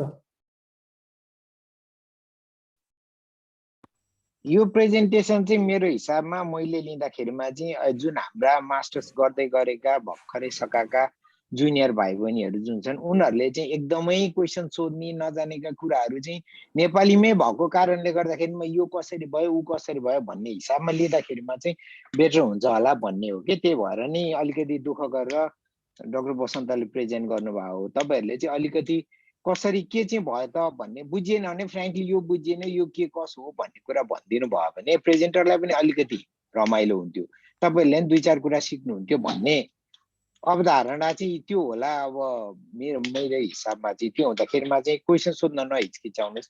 सबैजनाले लागेको कुरा सबैले सबै कुरा जाने छ भन्ने हुँदैन, आफूले जानेका कुरा गलत पनि हुन सक्छन्। त्यस्ता कुराहरूलाई चाहिँ यो के हो कसो हो भन्दा नहिचकिचाइकन सोध्दा बेटर हुन्छ होला जस्तो लाग्छ क्या मलाई, होइन त बसन्त सर? हाम्रो मेन टार्गेट नै भर्खरका भाइ बहिनीहरूले सिकुन् भन्ने त हो नि। अब यहाँ च्याटमा चाहिँ मैले अलिकति क्वेसनहरू देखिरहेको छु। So Sagar Paudel, I was the student of Basanta sir during my engineering days, his knowledge and teaching is helpful. Okay, thank you सागरजी। सो अर्को चाहिँ हाम्रो प्रदीप देवकोटाजीले चाहिँ के सोध्नु भएको छ त भन्दाखेरि how can we improve on scientific research writing on geology and what are the opportunities on research on Calicut area. अब यो improve on scientific research writing भनेर तपाईँले चाहिँ अब रिसर्च पेपर चाहिँ कसरी लेख्ने भन्नुभएको हो कि हैन, रिसर्च प्रपोजल कसरी लेख्ने भन्नुभएको हो कि, त्यो चाहिँ अब अलिकति, किनभने अब त्यो प्रपोजल लेख्ने र पेपर लेख्ने कुरा चाहिँ अलिक फरक हो। रिसर्च पेपर लेख्ने जस्तै अब थेसिस लेख्ने पनि अलिकति फरक प्रक्रिया हुन्छन्। त्यसकारण चाहिँ अब कुन एस्पेक्टमा हो, तर ओभरअल के हो त भन्दाखेरि तपाईँले अलिकति जेसुकै रिसर्च गर्नुहुन्छ त्यसको चाहिँ ओभरअल स्टोरी चाहिँ तपाईँले भन्न सक्नुपर्छ हैन। त्यो कसरी बन्यो, कसरी सेडिमेन्ट डिपोजिसन भयो हैन, प्रिभियस रिसर्चरहरूले चाहिँ के स्टडी गरेका छन्। अब हुन बाँकी के हो त भन्दा जस्तै मैले अहिले थाक्कोलामा जुन थाक्कोला र पोखराको जुन रिसर्च प्रेजेन्ट गरेँ, त्यहाँ पनि अनआन्सर्ड क्वेसनहरू कति छन् कति हैन, अथवा मैले गरेको रिसर्चमा पनि सम्पूर्ण रूपले चाहिँ इन्फर्मेसन नआएर इन्टरप्रिटेसन अर्कै रूपमा भइरहेको पनि हुनसक्छ। त्यस कारण ती गरेर त्यसलाई चाहिँ रिसर्च फर्मुलेट गर्यो भने चाहिँ नि तपाईँको चाहिँ अब राइटिङमा आउँछ हैन, प्रपोजलमा अथवा थेसिसमा सबैमा। अनि अब कालीगण्डकीमा त वी आर वर्किङ अन हैन, हामीसँग प्रोजेक्ट छ, रिसर्च प्रोजेक्ट। हाम्रो प्रदीप देवकोटाजी, इफ यु आर इन्ट्रेस्टेड हैन प्लिज बी इन टच। मैले अघि नै मेरो इमेल एड्रेस सेयर गरेँ। त्यस कारण चाहिँ त्यो तपाईँले चाहिँ you can contact to me हैन। र अरूहरू पनि कसैलाई त्यो एरियामा इन्ट्रेस्ट छ भने, हाम्रो डाक्टर बरालले पनि भन्नुभयो। अब जस्तै डाक्टर बराल चाहिँ नै इज वेल नोन हैन, स्ट्रक्चरल जियोलोजिस्ट हैन, टेक्टोनिक्समा चाहिँ नै is well renowned scientist from Nepal. So उहाँले चाहिँ टेक्टोनिक्समा बढी जानकारी छ उहाँको। अब मैले चाहिँ अलिकति सेडिमेन्टतिर चाहिँ काम गरिरहेको छु। सो त्यस कारण चाहिँ हामी वी हेभ अ ग्रुप हैन, अब हामीसँग मिलेर काम गर्ने हो। तपाईँहरू पनि आउनुहोस्, लेट्स डु इट। सो ग्राभेनको चाहिँ नै अब त्यो ग्राभेन चाहिँ तपाईँले चाहिँ फन्डामेन्टल हेर्नुभयो भने चाहिँ त्यो नर्मल फल्ट आइसकेपछि जुन पिक्चरको पार्ट चाहिँ कोल्याप्स भएर तल झर्छ त्यसलाई चाहिँ हामी ग्राभेन र होस्ट ग्राभेन भनेर चाहिँ हामी तपाईँहरूले जियोमर्फोलोजीमा पढ्नुभयो होला। सो तर अब थाक्कोलाको चाहिँ नि हाम्रो हाफ ग्राभेन भने, किनभने एउटा फल्ट मात्रै एक्टिभ, वेस्टर्न फल्ट मात्रै एक्टिभ भयो भन्ने मेरो रिसर्चले देखाएको छ। तर अब फुल ग्राभेन पनि छ। अब हिमालयमा चाहिँ नि अब थाक्कोला ग्राभेन चाहिँ is one of the not only Nepal Himalaya हैन, हिमालयमै जस्तै अब टिबेटमा हेर्ने हो भने अब जिरोङ हैन, पुम्कु ग्राभेनहरू चाहिँ ठुल्ठुला ग्राभेनहरू चाहिँ नर्थ साउथ ट्रेन्डिङमा चाहिँ ग्राभेनहरू देखिन्छन् हैन। अब सानो स्केलमा पनि अब ग्राभेनको कुरा गर्न सकिन्छ, तर अब स्केलको कुरा हो। तर फर्मेसन टेक्टोनिकली फर्मेसन कसरी हुन्छ त भन्दाखेरि नर्मल फल्टबाट बिचको मेटेरियल तल झऱ्यो भने चाहिँ त्यसलाई हामी ग्राभेन भन्छौँ। यो चाहिँ हाम्रो जर्मन टर्म हो ग्राभेन भनेको। अब हाम्रो धीरज थापाजीले चाहिँ how did upliftment of trans Himalayan tectonic deformation effect on Tethyan Himalayan sediments. अब यो तपाईँले चाहिँ अब अलिकति यो बेडरक टेथियन सेडिमेन्ट्सको कुरा गर्नुभयो। मैले चाहिँ त्यति धेरै बेडरकमा चाहिँ रिसर्च गरेको छैन त्यो एरियामा। अब यसको चाहिँ नै I take this opportunity to welcome doctor Baral. Doctor Baral, yes. So there is one question: how did upliftment of trans-Himalayan tectonic deformation affected on Tethyan Himalayan sediments? यसको बारेमा केही भन्दिनु न, तपाईलाई अलिकति बढी आइडिया छ यसको। यो चाहिँ अब कस्तो हुन्छ नि, यति जेनरली भर्खरै भनेर सल्भ हुने अथवा क्लियर बनाउन सकिने क्वेसन पनि हैन, भास्ट क्वेसन हो हैन। ट्रान्स हिमालयन टेक्टोनिक्सले चाहिँ तेत्तिस हिमालयको सेडिमेन्टमा कस्तो इफेक्ट गर्छ भन्दा चाहिँ तेत्तिस हिमालय सेडिमेन्ट कहाँ डिपोजिट भएको थियो भन्ने कुरा पहिला बुझ्न पर्ने हुन्छ।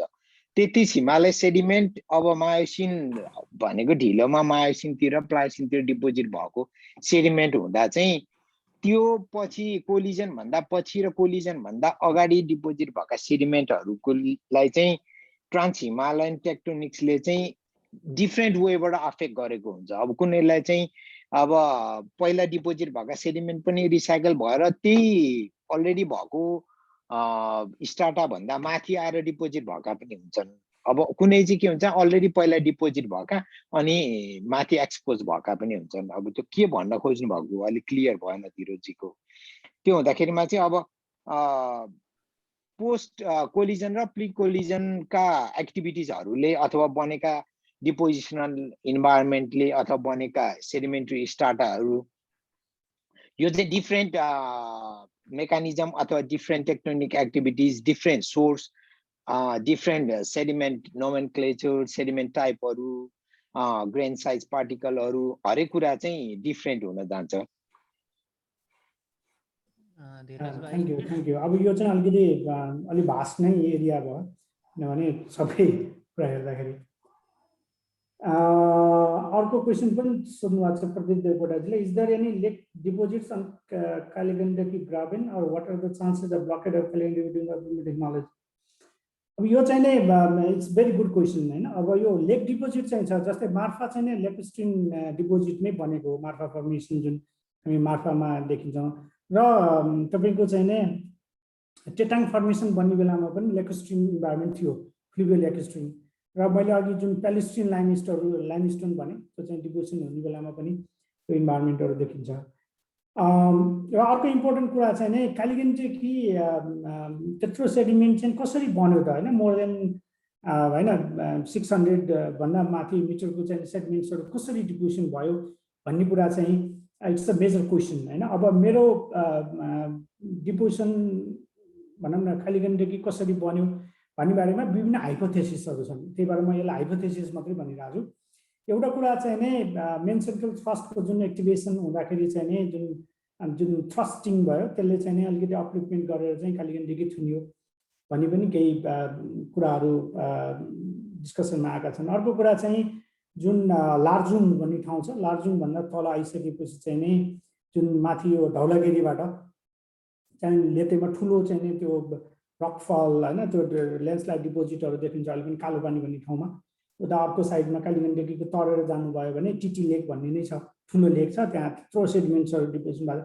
अब त्यसले चाहिँ नै कालीगण्डकी ब्लक गरेर त्यसपछि पछि खोलेर कालीगण्डकी चाहिँ तल बग्दै गयो भन्ने इन्टरप्रिटेसन पनि छन्। त्यस कारण चाहिँ ती चाहिँ अब हाइपोथेसिस हो। अब अरू चाहिँ केही अरू नयाँ हाइपोथेसिस पनि के छ त भन्दाखेरि कालीगण्डकीको माथि नै त्यो जुन लुप्रा फल छ त्यो चाहिँ एक्टिभेसन हुँदाखेरि पनि त्यसले नर्थमै चाहिँ ब्लकेज गरेर चाहिँ त्यो बेसिन क्रिएट गर्यो भन्ने पनि हाइपोथेसिसहरू छन्।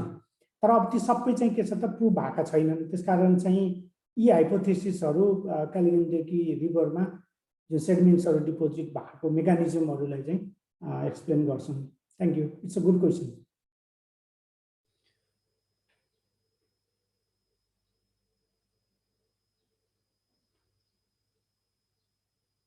अब यो होस्ट र ग्राभेन हुनलाई तपाईँको चाहिँ हाम्रो सन्दीप कनालजीले horst and graben are adjacent secondary structures, is there any research carried out about the detail study of horst in Kaligandaki area? We are not familiar about the study of horst and the faults influencing it.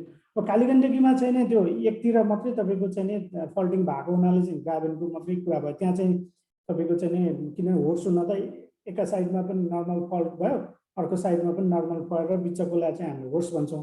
त्यस कारण चाहिँ अर्को सब्सिक्वेन्ट चाहिँ नै ग्राभेन चाहिँ अर्को देखिएको नहुनाले त्यो चाहिँ हाफ ग्राभेन मात्रै भयो। त्यसकारण चाहिँ नै होस्टको र तपाईँको ग्राभेनको एडजस्टेन्ट रिसर्च चाहिँ नै भएको नेपाल हिमालयमा चाहिँ त्यति मलाई जानकारी छैन, मेरो अन्डरस्ट्यान्डिङमा भएसम्म त्यही रिलेसनसिपमा काम गरेको चाहिँ।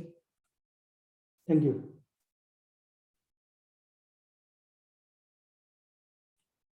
सर एकतिर मात्र नर्मल फल्ट हुँदाखेरि त्यसलाई किन नर्मल फल्ट नभनेर यो होस्ट र ग्राभेनमा लगेको छ यो कुरा?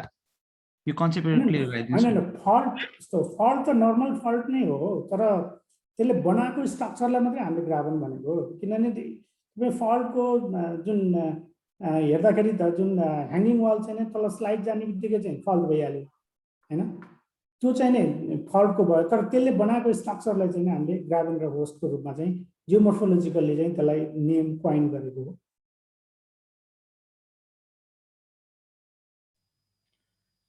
सर यो पोखरामा जुन लेकहरू छन् अलि धेरै, ती चाहिँ एकैचोटि बने अथवा छुट्टा छुट्टै एक्टिभिटिजले गर्दाखेरि चाहिँ इभेन्टहरूले गर्दाखेरि बनेका हुन्छ, त्यो चाहिँ के छ हजुरको?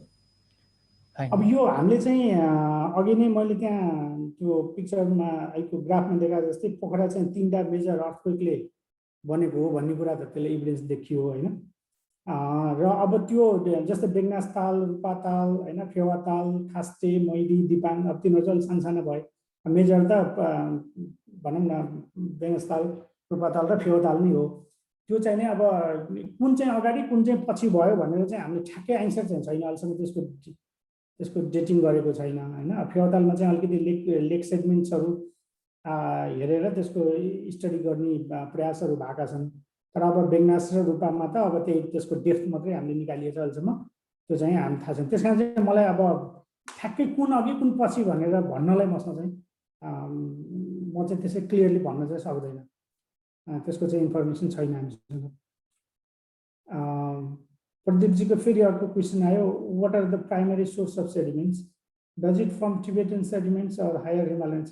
सो मोस्टली चाहिँ हाम्रो टिबेटन सेडिमेन्ट नै हुन् होइन, प्यालियोजेक र मेसोजेक रकहरू जुन टिबेटन टेथिस हिमालयको, हायर हिमालयको चाहिँ मेटेरियलहरू त्यहाँ देखिँदैन। त्यही भएर मैले अघि जुन प्यालियो करेन्ट डिरेक्सनहरू देखाएँ सबै नर्थबाट साउथतिर फैलिएको हुनाले एसटिडिएस भन्दा माथिका रकहरू नैबाट सेडिमेन्ट्सहरू चाहिँ आएको देखिन्छ। त्यो चाहिँ नि हेभी मिनरलको एनालाइसिसबाट पनि, प्यालियो करेन्टको एनालाइसिसबाट पनि र पेबल इम्प्लिकेसनको एनालाइसिसबाट, तीनटा एनालाइसिसबाट चाहिँ हामीले चाहिँ त्यो सोर्स चाहिँ नै डेलिनेट गरेको, त्यसको प्राइमरी सोर्स चाहिँ। Thank you.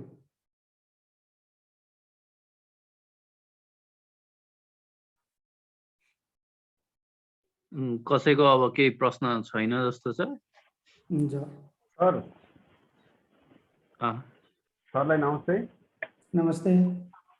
यो पोखरा सेडिमेन्टको कुरा गरिराख्दा यो गुप्तेश्वर केभ अनि यो रामघाट सिंह होल, देवी फल्स यिनीहरूको सेक्सनहरू हेर्दाखेरि त्यसको फर्मेसनको बारेमा केही भनिदिनु नि। त्यसको जियोलोजिकल इन्फर्मेसनहरू थाहा पाउन पनि सकिएन होइन। त्यसको अब फर्मेसनको बारेमा अथवा स्टडी कन्डिसन कस्तो छ त्यसको बारेमा भनिदिनु नि। अब यो हाम्रो चाहिँ के छ त भन्दाखेरि मैले अघि नै एउटा पिक्चर देखाएको थिएँ, त्यसमा चाहिँ नै नीलगिरी लाइमस्टोनबाट चाहिँ सेगमेन्टहरू आएको भनेर चाहिँ सोर्सले देखाएको छ। त्यस कारण चाहिँ नै क्याल्केरियस मेटेरियल चाहिँ नै अब हाम्रो पोखरामा छ, पोखराको सेडिमेन्ट्सहरूमा। त्यस कारण चाहिँ त्यो क्याल्केरियस सेडिमेन्टहरूमा अब एसिडिक वाटर आइसकेपछि त्यसले चाहिँ भित्र इरोजन गरेर केभहरू चाहिँ बनेको देखिन्छ। जस्तै गुप्तेश्वरको भयो, महेन्द्र केभ भयो, चमेरे केभ भयो होइन। अनि तर अब त्यसको चाहिँ कसरी बन्यो के बन्यो भनेर स्टडी गर्न सकिन्छ। त्यहाँको चाहिँ नि त्यो स्ट्याग्लामाइट र स्ट्याग्लाटाइटको चाहिँ स्टडी गरेर तपाईँको त्यसले डेटिङ गर्यो भने चाहिँ त्यो बन्ने बेलामा कस्तो इन्भाइरोमेन्ट थियो भन्ने दिन्छ। तर अब जियोलोजिकल इन्फर्मेसन त तपाईँको अब त्यही पोखरा फर्मेसन र माथि चाहिँ जुन नर्थमा र तल चाहिँ हाम्रो गुप्तेश्वरमा पनि, त्यहाँ तल जानुभयो भने अब केही रिसर्चरहरूले फेवा फर्मेसन भनेर पनि गरेको पाइन्छ। तर मैले चाहिँ नै त्यसलाई पोखरा फर्मेसन नै त्यसको चाहिँ लेकेस्टोन लेयरहरू पनि देखिन्छ त्यहाँ भन्ने देखिन्छ। तर अब यो ग्राभेन चाहिँ नै त्यो केभहरू चाहिँ कसरी बन्यो पोखरामा भन्ने चाहिँ स्पेसल स्टडी चाहिँ ग्राभेनकै त्यो केभकै स्टडी गर्नुपर्छ। त्यो चाहिँ नै हामीले गरेका छैनौँ। This is the new area to explore होइन, जसलाई चाहिँ हामी जियोकेमिकल एनालाइसिस अथवा जियोकेमिस्ट्री भन्छौँ। हाम्रो केमिस्ट्रीको कलिग्सहरू र हामी मिलेर चाहिँ त्यसमा गर्न सकिन्छ। त्यसको केमिकल एनालाइसिस गरेर त्यसको त्यो बेला डिपोजिसन हुँदाखेरिको इन्भाइरोमेन्टहरू, त्यो बन्दाखेरिको इन्भाइरोमेन्टहरू हेर्न सकिन्छ। Thank you very much. So Upendra Baral, doctor बरालको चाहिँ नै when will have coffee together. अब यो कोरोना फिभर चाहिँ नै सकिने बित्तिकै अब हाम्रो चाहिँ घन्टाघरमा चाहिँ हामी कफी खान्छौँ होइन, अथवा ट्युमा कफी खान्छौँ अथवा हामी चाहिँ पुल्चोकमा कफी खान्छौँ। डाक्टर बराल।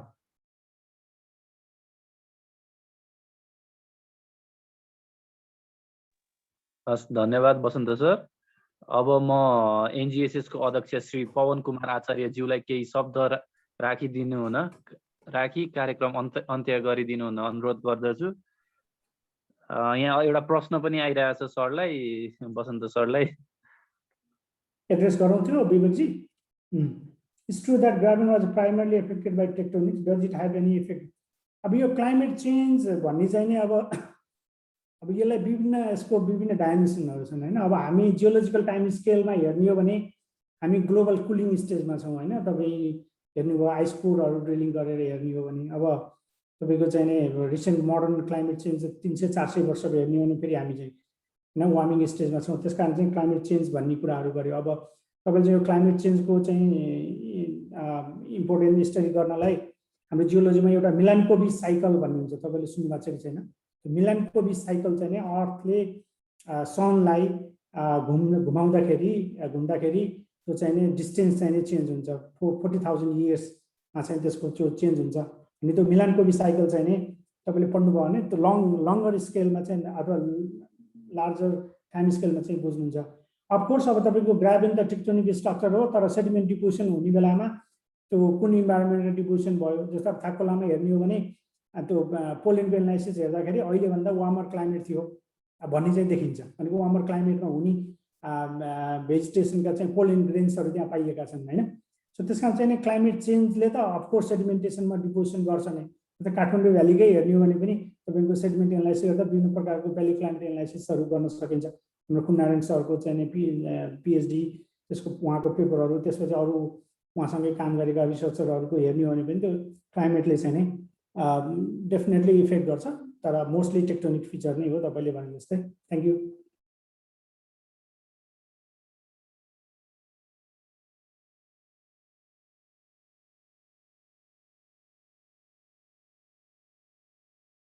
तपाईँ चाहिँ हाम्रो प्रशान्त राईले चाहिँ नि कालीगण्डकी भ्यालीको हायर र लोवर टेरेस कुरा गर्नुभयो। अब यो तपाईँले पोखराल र कालीगण्डकीको चाहिँ मिक्स गर्नुभएको हो भने अलिकति फरक भयो। र कालीगण्डकीकै हेर्ने हो भने यदि कालीगण्डकीकै सोध्नु भएको हो भने चाहिँ त्यो टेरेसहरूको चाहिँ नै डेटिङ गरेको छ हाम्रो हिज माई कलिग हुटाडो होइन। हुटाडोले चाहिँ पिएचडी 2001 हो गएर सायद उहाँले पिएचडी गर्दाखेरि त्यो टेरासहरूको पनि डेटिङ गरेको छ, तर त्यो चाहिँ मोर डाउन स्ट्रिमको। तर माथिका चाहिँ जुन टेरास फर्मेसनहरू थाकोलामा बनेका टेरासहरू चाहिँ त्यो अब थाकोला फर्मेसन गर्दाखेरिको हो। तर अब यदि पोखराको कुरा गर्नुहुन्छ भने चाहिँ नै त्यो विभिन्न जुन ड्यामिङ एपिसोडको कुराहरू छ त्यसले बनाएको सेडिमेन्टहरूमा पछि सेती रिभरको चाहिँ नि सेती रिभरले खोल्दै जाँदाखेरि त्यसको जुन हामी टेक्टोनिक एडजस्टमेन्टको कुरा गर्छौँ अथवा डेनुडेसन भर्सेस अपलिफ्टमेन्ट होइन, which is the important research area in the Nepal Himalaya होइन। चाहिँ कति अपलिफ्टमेन्ट भएको छ र कति डेनुडेसन भएको छ, कति इरोजन भएको छ भन्ने कुराहरू स्टडी गर्न सकिन्छ। त्यसले चाहिँ टेरास फर्मेसनहरूको चाहिँ स्टडी गर्न सकिन्छ। अर्को एकजना मेरो साथी जर्मनको साथीले चाहिँ नि माथि त्यो सेतीको सबै सर्चबाट तलसम्म चाहिँ फ्लडिङ प्यालियो फ्लडहरू चाहिँ आउँदाखेरि कसरी चाहिँ एकोमोडेसन भएको थियो होइन भन्ने कुराहरूको पनि स्टडी गरेको छ। र पेपर इट्स अलरेडी पब्लिस र अर्को एउटा राम्रो पेपर इज कमिङ सुन। तपाईँलाई बढी इन्ट्रेस्ट भयो भने चाहिँ I can share that paper to you. Thank you. पवनजी ओभर टु यु। धन्यवाद सर। धन्यवाद सचिवज्यू विवेक घिमिरेजी। आज यस कार्यक्रममा हाम्रो बसन्त सरले हामीलाई sedimentary signature in Nepal Himalaya case studies from Pokhara and Thakkhola graben भन्ने टपिकमा चाहिँ एउटा वन्डरफुल प्रेजेन्टेसन हामी समक्ष चाहिँ प्रदान गर्नुभयो। हामीले चाहिँ बसन्त सरको चाहिँ अलि पहिल्यैदेखि नै एप्रोच गर्न पनि खोजिरहेका थियौँ र हाम्रो यसपालि अलि लकडाउन पनि भयो, अब वेबिनार गर्नुपर्ने हुँदाखेरि सरलाई हामीले एप्रोच पनि गऱ्यौँ र आज यहाँ उपस्थित हुनुभएका नेपाल भूगर्भिक विद्यार्थी समाजका पदाधिकारीहरू, सदस्यहरू, नेपाल भूगर्भिक समाजका पूर्व अध्यक्ष निरेन्द्र ध्वज मास्के सरलाई पनि अघि देखिरहेको थिएँ र उपेन्द्र बराल सर र अन्य अतिथिहरू। आज हामीले सेडिमेन्ट्री जियोलोजीसँग रिलेटेड भएर चाहिँ गर्नुभएको बसन्त सरले आफ्नो रिसर्च गर्नुभएको एरियाको बारेमा यहाँहरूलाई केही कुराहरू सेयर पनि गर्नुभयो। यसले गर्दाखेरि विद्यार्थीहरूलाई धेरै कुराहरू चाहिँ बुझ्ने अवसर पनि पाउनुभयो र नयाँ के रिसर्चहरू गर्ने ठाउँ छ भन्ने कुराहरू पनि यहाँलाई जानकारी पक्कै पनि भएको छ। र अब हामीले कुरा गर्दाखेरि सेडिमेन्ट्री जियोलोजीमा चाहिँ धेरै नै रिसर्च गर्नुपर्ने ठाउँहरू पनि देखिन्छ र केहीलाई चाहिँ अलि थाहा पनि नभएको, अलिकति धेरै फोकसमा पनि नपरेको यो सब्जेक्ट। त्यो कारणले गर्दाखेरि विद्यार्थीहरू अलिकति यो बारेमा बुझ्नको लागि चाहिँ केहीले चाहिँ अलि राम्ररी पनि नथाहा पाएको जस्तो देखिन्छ, किन भन्दा कार्यक्रमहरू पनि यो विषयमा चाहिँ अलिक कमै पनि भइरहेको छ। हाम्रो वेबिनारहरू पनि अलिक कमै यो विषयमा हुँदाखेरि अब हामीले चाहिँ यो अलिकति रियलाइज गरेर एकचोटि सेडिमेन्ट्री जियोलोजीको पनि हुन त धेरै पहिला रिसर्चहरू भयो, विदेशीहरू पनि आएर यसमा गर्नुभयो, विद्यार्थीहरूबाट चाहिँ अलिकति कम रिसर्चहरू भएको चाहिँ अलि देखियो। त्यही भएर पनि यसमा के छ, विद्यार्थीहरूलाई पनि अलिकति रिसर्चको चाहिँ अलि समस्याहरू छ, आर्थिक समस्याहरूदेखि लगायतका कुराहरू पनि छन्।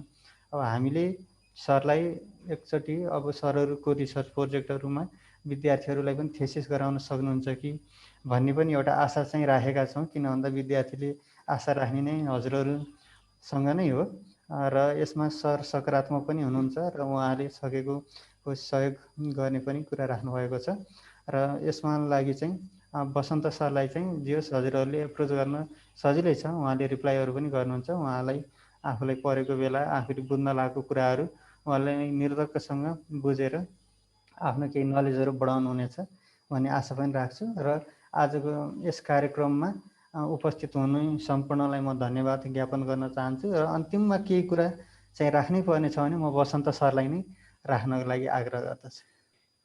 Pawan ji thank you. अब एकदम राम्रो भयो। म अब यो नयाँ जियोलोजीको जेनेरेसनसँग पनि घुलमिल हुने मौका पाएँ। बस काम सँगै गर्ने हो। पवनजीले भने जस्तै अब हाम्रो जियोलोजीका विभिन्न एस्पेक्टहरू छन्, विभिन्न विधामा हामीले काम गर्नुपर्छ, विभिन्न सेक्टरहरूमा काम गर्छौँ। अब धेरै एप्लाइड फिल्डमा चाहिँ हामी काम गर्छौँ, तर एप्लाइड फिल्ड हुनको लागि पनि फन्डामेन्टल जियोलोजिकल नलेज चाहिँ हुनुपर्छ। जस्तै म आफैले पनि अहिले एप्लाइड फिल्डमा इन्जिनियरिङ जियोलोजीमा पनि आफूले काम गरिरहेको छु, तर त्यसको लागि चाहिँ फन्डामेन्टल रिसर्चहरू पनि आवश्यक छ र हाम्रो चाहिँ नेपालमा फन्डामेन्टल रिसर्च जियोलोजिकल रिसर्चमा चाहिँ अलिकति कमी देखिन्छ। त्यहाँ तपाईँहरू इन्ट्रेस्ट र यसको लागि एउटा मैले भन्नुपर्ने कुरा के छ त भन्दाखेरि फन्डामेन्टल रिसर्चमा चाहिँ नि गर्नलाई पिएचडी स्कलरसिपहरू, मास्टर्स स्कलरसिपहरू एराउन्ड द ग्लोबमा धेरै ठाउँमा पाइन्छ। अब हामीले पनि तपाईँहरू जस्तै बेलाबाट ग्रोन अप भएर एप्लाई गरेर आएको हो र यो सेक्टरमा तपाईँहरूलाई इन्फर्मेसन अपर्च्युनिटिज भोलि थेसिस गर्दाखेरि फन्डिङहरू कसरी खोज्ने, कहाँबाट गर्न सकिन्छ, अथवा चाहिँ हामी सरले केही गर्न सक्नुहुन्छ कि, अथवा एकाडेमिकल्ली अथवा चाहिँ इन्टरनेसनल रिसर्चरहरू जुन नेपालमा काम गरिरहेछन् उहाँहरूसँग लिङ्कअप गर्न सक्नुहुन्छ कि भन्ने कुराहरू तपाईँलाई लाग्छ भने प्लिज एप्रोच मी, होइन। हाम्रो डाक्टर बराल, अब हाम्रो चाहिँ डाक्टर बाबु पनि यहाँ मैले देखिरहेको छु। सो हामी कलिगहरू टन्नै छौँ जो हामी इन्टरनेसनल रिसर्च गरेर फर्केकाहरू। र तपाईँहरूसँग एउटा इम्पोर्टेन्ट कुरा के हुनुपर्छ त भन्दाखेरि म के गरौँ भन्ने एउटा सुरुमा नजान्दाखेरि हुनसक्छ, तर म चाहिँ यो गर्न खोजिरहेको छु, यसलाई चाहिँ कसरी अगाडि बढ्ने भनेर चाहिँ तपाईँहरू अलिकति कङ्क्रिट आइडिया अथवा केही भनौँ न स्क्रच आइडियाजहरू लिएर आउनुभयो भने हामीले हाम्रो तर्फबाट चाहिँ सहयोग गर्छौँ र म त्यसको लागि तयार छु। र any time you can approach me, you can write me an email, है। Thank you.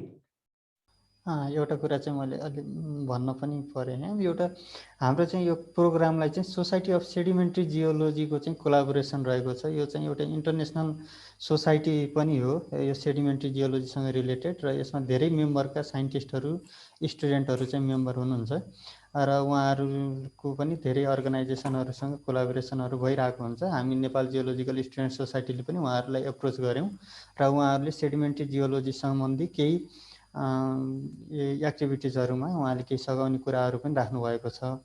र यसमा चाहिँ अब मैले पनि के कुरा सबैले रिक्वेस्ट गर्छु भने यसमा पनि केही विद्यार्थीहरूलाई सहयोग पनि हुन्छ। जस्तो हजुरहरू मेम्बरहरू बन्नुभयो भने यति यो सोसाइटीले पनि केही फन्डिङहरू गर्ने गर्छ र हामीले अझै विशेष तरिकाले अन्डर डेभलप कन्ट्रीहरूलाई अलिकति हेर्नुपर्छ, अलिकति बढी फोकस गर्नुपर्छ भन्ने कुराहरू पनि राखेका छौँ। उहाँहरूको रेस्पोन्स पनि आउने क्रम छ र त्यसमा चाहिँ हामीले चाहिँ त्यसमा पनि लागेर केही कोअर्डिनेसनहरू गरेर अझै विद्यार्थीहरूकै लागि फर्दर रिसर्चको लागि चाहिँ कसरी हामीले चाहिँ कोसिस गर्न सक्छौँ भनेर लाग्नेछौँ।